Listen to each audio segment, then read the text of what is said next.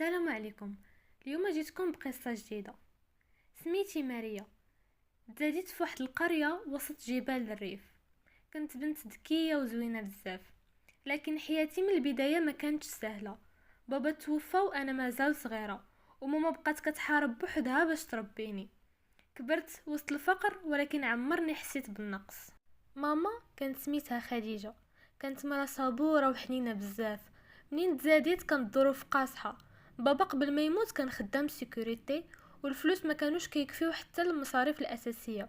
ماما كانت كتنوض مع الفجر، كتصلي وتوجد الفطور، ومن بعد كتمشي كتخدم في ديور الناس. كانت كتصبن، كتسيق، كدير كل شيء، وكتمشي من دار لدار باش تعاون راجلها ويوفروا ليا ابسط الحوايج. من مورا ما مات بابا، ماما ضعفت عليها المسؤوليه، خصوصا انني بديت كنكبر. انا كنت دخلت المدرسه وتزادوا المصاريف ديالي. كانت ماما كتخرج كتبيع الحلوى في الزنقه في الاعياد، وكتخدم في المواسم، وحتى في الصهد ديال الصيف كتمشي كدير طبيله في السوق وتبيع النعناع والربيع باش تشري ليا حوايج وتشري ليا الادوات. وحتى في الايام اللي كتكون فيها مريضه ما كتعطيش الراحه راسها نهائيا. كتقول بنتي خصها تقرا وخصها توصل وما تعيش نفس المعاناه اللي عشتهم انا. كانت كدير المستحيل باش انا نلبس مزيان، ناكل مزيان، وندخل لاحسن المدارس. وحتى الا كانت هي كتلبس قشابه قديمه كانت تزينها وتخيطها وتبان بحاله جديده، وانا كنت كنلبس الحوايج الواعرين. وفي لحظات كثيرة كانت كتخبي دموعها، كتحس بالعجز، ولكن ما عمرني شفتها كتضعف، دايما واقفة ضحكة وكتعطيني امل. نهار حصلت على شهادة البكالوريا بميزة حسن جدا، وقفت في وسط السوق وبدات كتبكي. ما كانش بكا ديال الفرح فقط، كان بكا ديال اعتراف ديال حب كبير لما دازت من جهنم باش انا نعيش حياة زوينة. من وانا صغيره كنت كنقرا مزيان، والاساتذه ديالي كاملين كانوا معجبين بالذكاء ديالي الخارق. من مورا ما خديت الباك بميزه حسن جدا، خديت منحه ومشيت نكمل دراسه في جامعه في مدينه بعيده على القريه فين كبرت. هنا تعرفت على جوج بنات، ولاو صحاباتي المقربات، كياكلوا معايا، كيشربوا معايا، كيضحكوا معايا، وكنقراو مجموعين. من دخلت الجامعه كنت فرحانه بزاف، حيت كانت هذيك البدايه ديال حياه جديده وديال الاستقلال. من مور ما تعرفت على سلمى وحنان، كانوا كيقراو معايا. كانوا هما ساكنين في نفس المدينه فاش كنا كنقراو. كنا كنجلسوا ديما مجموعين، كنقراو مجموعين، كنمشيو للكافي مجموعين، كنخرجوا نتغداو مجموعين، كلشي كنديرو مجموعين، لدرجه سكنت قريبه ليهم. كنت انا من النوع اللي كيعطي بلا حساب، كنخاف على صحاباتي اكثر من راسي. في كل مناسبه، سواء مرضت شي وحده منهم ولا وقع لهم شي مشكل، كنكون انا هي السند.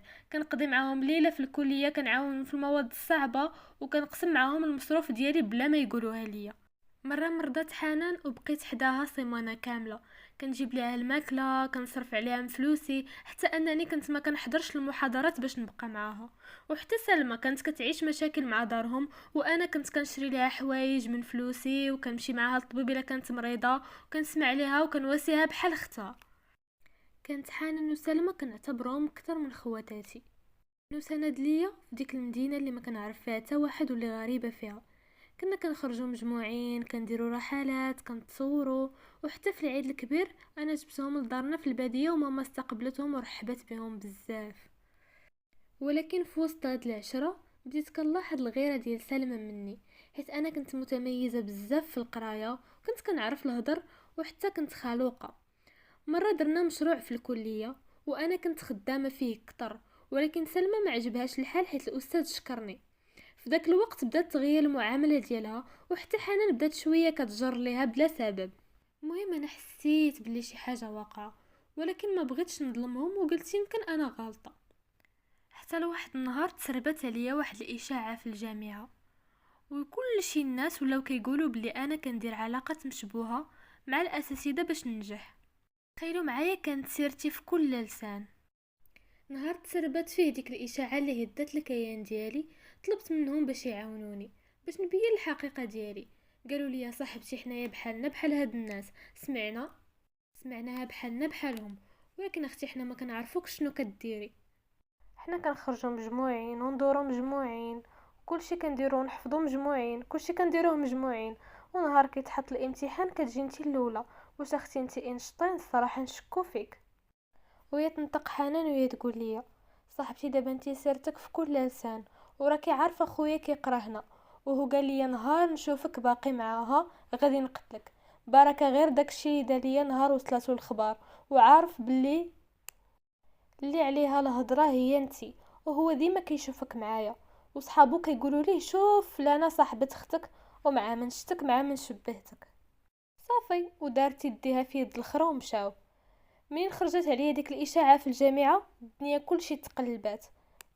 كنت كندخل لونفي وانا دايره وجهي في الارض، حيت كلشي كيشوف فيا، شي كيشوف شي وشي كيضحك.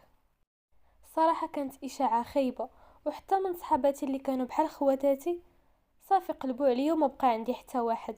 نهار على نهار وليت كنحس بالوحده، حتى الناس اللي كنت كنحسبهم معقولين ولاو كيتفاداوني وكيقلبوا الطريق بلي كيشوفوني جايه.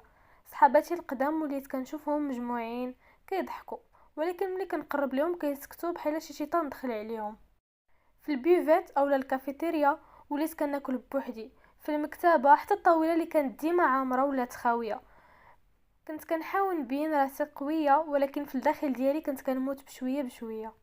والغريب في الامر هو انه حتى الاساتذه بعضهم ولاو كيتعاملوا معايا ببرود، بحال تايقين في الاشاعه. وهذا الشيء كان كيوجعني بزاف، لانني كنت دائما كنخدم بشرف وبجهد. ولكن بالرغم من هذا الشيء كامل ما طيحتش الرايه، شديت فراسي وبديت كنخدم اكثر، كنشارك في المشاريع الجامعيه وكنثبت للناس انني اقوى من الكذب وارقى من النميمه. واحد النهار كيف ديما جالسه في المكتبه كنراجع، حتى جات عندي واحد البنت وقفت عليا. هي كنعرفها، كانت صاحبه وحده في البنات، ولكن ما كانتش عندنا انا وياها علاقه نيت. سلمت عليا وبقات واقفه وما قدراش تهضر.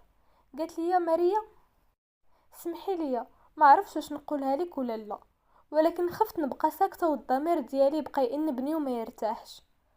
قلت اويلي هذه مالها؟ انا ما عنديش زعما شي علاقه مع هاد البنت اللي تخليها تهضر معايا بحال هكا، ولا تخليها تكون زعما مخبيه عليا شي حاجه. المهم قالت لي كنت في واحد الجروب في واتساب مع البنات اللي كانوا صحاباتك، كما كتعرفي ان وحده منهم كانت صاحبتي الروح بالروح، وسمعتهم كيهضروا عليك. واحد شويه بداو كيقولوا باللي واخا نديروا اللي درنا الاساتذه كيبقاو يشكروا فيها غير هي، كلشي صحاباتنا كتعزيز عليهم غير هي، وبقاو كيقلبوا كيفاش يديروا يطيحوك في العين ديال الناس. حتى الاشاعه اللي خرجت انا شفت كيفاش وحده منهم كتبتها بيديها وقالت نشوفوا واش باقي الناس غادي يعقلوا عليها من بعد هذه. انا في ديك الساعه بحال ضربتينا بالتصرفيقه، تصدمت بزاف وبقيت غير كنشوف. ولكن مهم تداركت الاعصاب ديالي وقلت شكرا بزاف. مهم قالت لي بسلامه، ولكن هاد الهضره عافاك تخليها تبقى بيني وبينك. انا جيت هيك قلتها لك باش ما تبقاش مقلوبه عليك القفه، ويبقى انا ضميري كيأنبني. انا دابا لحد هاد الساعه ما عارفه شنو غادي ندير. البنات مازال ما واجهتهمش وما عارفاش كيفاش غادي ندير نواجههم. شنو غندير ما عرفتش والله. انا كنت معتبرهم اكثر من خواتاتي، ما صرفت فيهم غير الخير، علاش يجازوني بحال هكا؟ عافاكم بغيت نقول لاي واحد كيسمع لهاد القصه ما يديرش ثقه في الصحابات. وعافاكم. انا غادي نقرا التعاليق، بغيت اي واحد سمع هاد القصه يقول لي شنو غادي ندير، راه والله الا تلفت.